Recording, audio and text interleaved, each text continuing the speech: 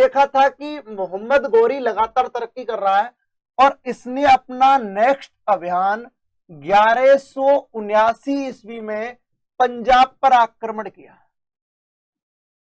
पंजाब पर 79 में पंजाब पर आक्रमण किया। आज आप पृथ्वीराज चौहान तृतीय पढ़ोगे साहब, पृथ्वीराज चौहान तृतीय और मोहम्मद गौरी की डिबेट, एक दूसरे से जो लड़ाई होगी उस पढ़ोगे आज आप, थोड़ा सा वेट करना है बस।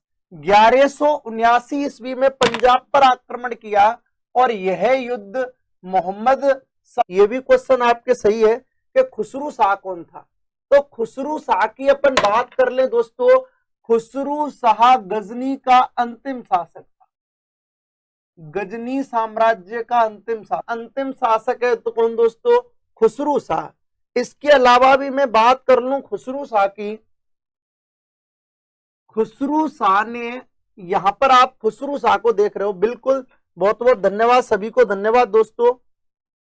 खुसरू शाह, तो आंसर क्या रहेगा, खुसरू शाह, आंसर क्या रहेगा दोस्तों, खुसरू शाह।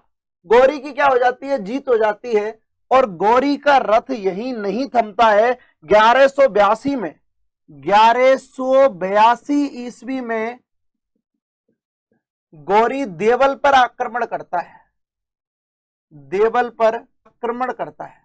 और आप लोग जानते हो कि देवल किसकी राजधानी था, सिंध की राजधानी था।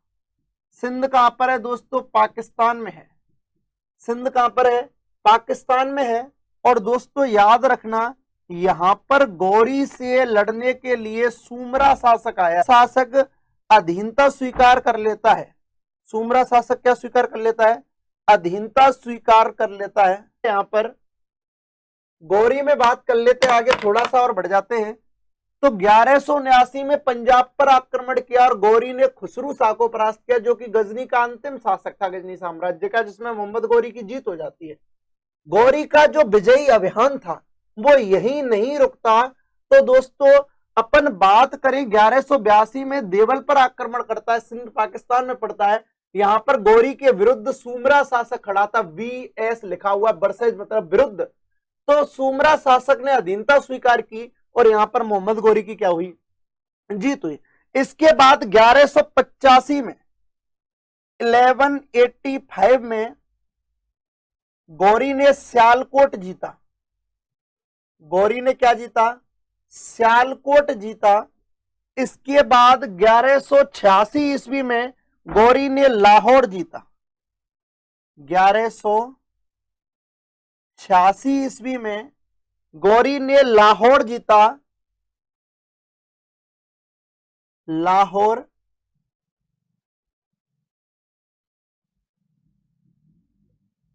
अकर्मक को, किसको किया दोस्तों, अकर्मक को। तो हम देख रहे हैं यहां पर आप गौरी के आक्रमण देख रहे हो। कल पूरा टाइम देखा आपने, गौरी को ढंग से समझा। मोहम्मद गौरी की बात कर रहे हैं अपन, तुर्क शासक मोहम्मद गौरी की बात कर रहे हो कि गौरी के प्रमुख आक्रमण आपके सामने है। लगातार कल 2 आक्रमण आप देख चुके हो कि 1179 में पंजाब पर आक्रमण किया, गौरी ने खुसरू शाह को परास्त कर दिया। खुसरू शाह गजनी का अंतिम शासक था, ठीक है। इसमें 1182 में देवल पर आक्रमण किया और देवल राजधानी है किसकी, सिंध पाकिस्तान की, और वहां पर शासक था सुमरा शासक, जिसने गौरी की अधीनता स्वीकार कर ली और गौरी की क्या हो गई, जीत। गौरी यही नहीं रुका, 1185 में सियालकोट जीत लिया है, क्योंकि मैंने आपको कहा था गौरी का बड़ा भाई गयासुद्दीन है और इन दोनों के मध्य शर्त हुई है कि मैं पश्चिम जीतूंगा और इसने कहा मैं पूर्व जीतूंगा, अर्थात मोहम्मद गौरी ने कहा मैं भारत जीतूंगा। 1186 में लाहौर जीता और लाहौर जीतकर लाहौर का सूबेदार नियुक्त किया अकर्मक को। किसको किया दोस्तों, अकर्मक को किया। तो एक बार आप स्क्रीनशॉट ले लें, फिर थोड़ा सा आगे बढ़ जाते हैं। कर डाली, अब गलती कह लो चाहे जानबूझकर कह लो इसको। गौरी ने क्या किया, 1188 ईस्वी में बठिंडा ओब्लिक तवर हिंद, बठिंडा ओब्लिक तवर हिंद पर क्या किया, अधिकार किया। अनुराग चंदेल जी, आप जिसके लिए पढ़ना चाहो बिल्कुल आ रखिए, यहां से एक लफड़ा चालू हो गया।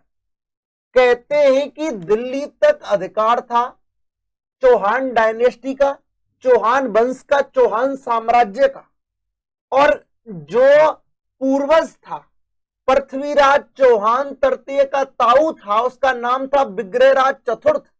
और विग्रहराज चतुर्थ के बारे में यह कहा जाता है कि उसने बठिंडा तक क्या कर लिया, अधिकार कर लिया था।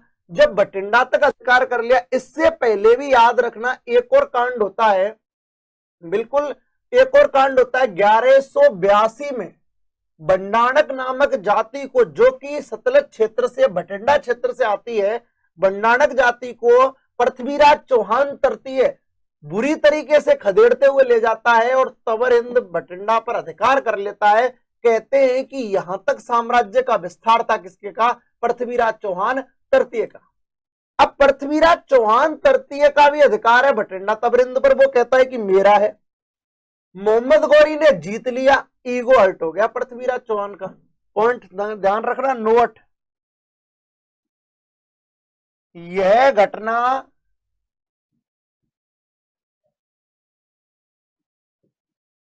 तराइन युद्धों का, गोपाल सिंह गुर्जर जी, बिल्कुल सर आप आराम से पढ़िए।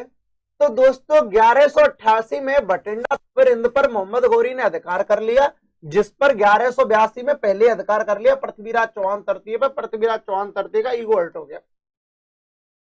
अरे मेरा दुर्ग था, किसी की हिम्मत कैसे हो गई, शासन मतलब अधिकार कर लिया।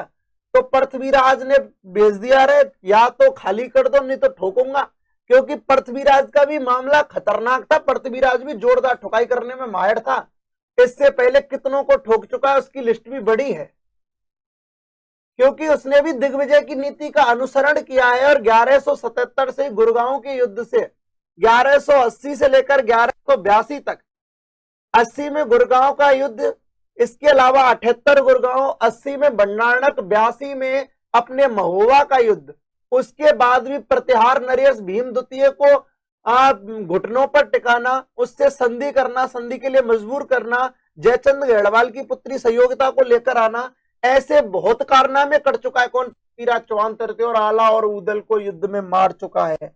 आला और ऊदल का लोहा मानती थी उनकी ताकत का दुनिया, और ये गलती कर बैठा पृथ्वीराज, बोला ये झंडू कहां से आ गया रे, ला देखते हैं कुछ ना कुछ। अब दोस्तों होता क्या है, पृथ्वीराज ने गौरी को चेतावनी दे डाली। गौरी भी अपने आप में पावरफुल बन रहा है और पृथ्वीराज तो पावरफुल है ही है।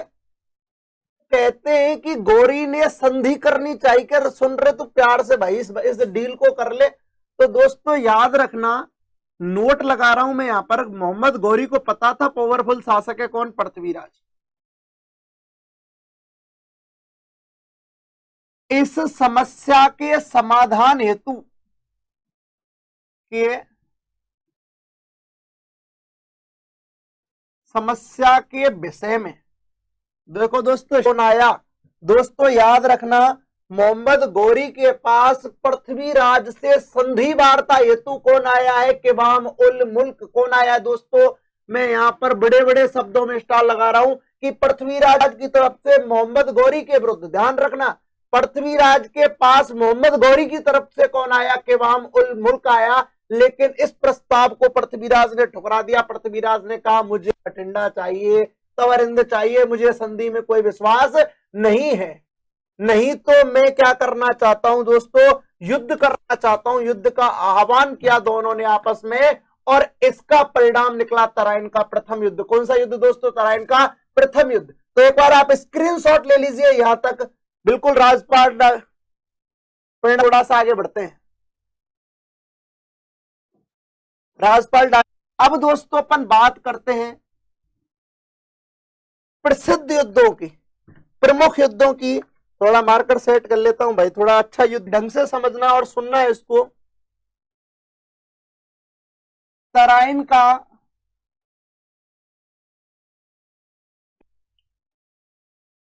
का प्रथम युद्ध, इस युद्ध में युद्ध करने के लिए कौन, खांडेराव।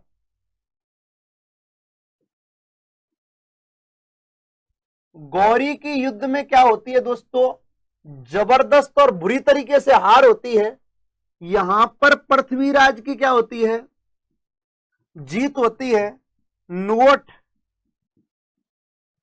गोविंदराज ने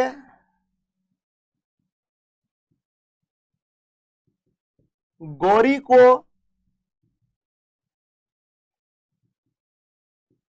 युद्ध में घायल कर दिया, युद्ध में घायल कर दिया। कितनी बड़ी बात है दोस्तों आपके सामने कि गोविंदराज ने पृथ्वीराज यानी कि पृथ्वीराज के सेनापति गोविंदराज ने मोहम्मद गौरी को युद्ध में क्या कर दिया है, जबरदस्त तरीके से घायल कर दिया है। और गौरी सीधा का सीधा हार के सीधा कहां पहुंचा, गजनी। कहां पहुंचा रे, गजनी पहुंचा, बिल्कुल गजनी पहुंचा है।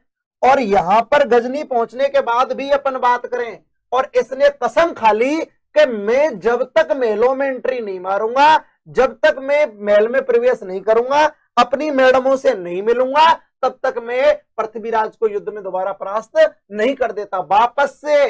वापस से इसने विज्ञप्ति निकाली सेना के लिए, सेना को तैयार किया, 1 साल तैयारी करवाई, जबरदस्त 52 सप्ताह की पूरी ट्रेनिंग करवाई इसने, और वापस लेकर फिर आया। और अब दोबारा से तैयार हुआ, दोबारा से चालू हुआ दोस्तों तराइन का द्वितीय युद्ध। लेकिन इस बार कुछ सहमति थी जयचंद गढ़वाल की, क्योंकि एक कांड हो चुका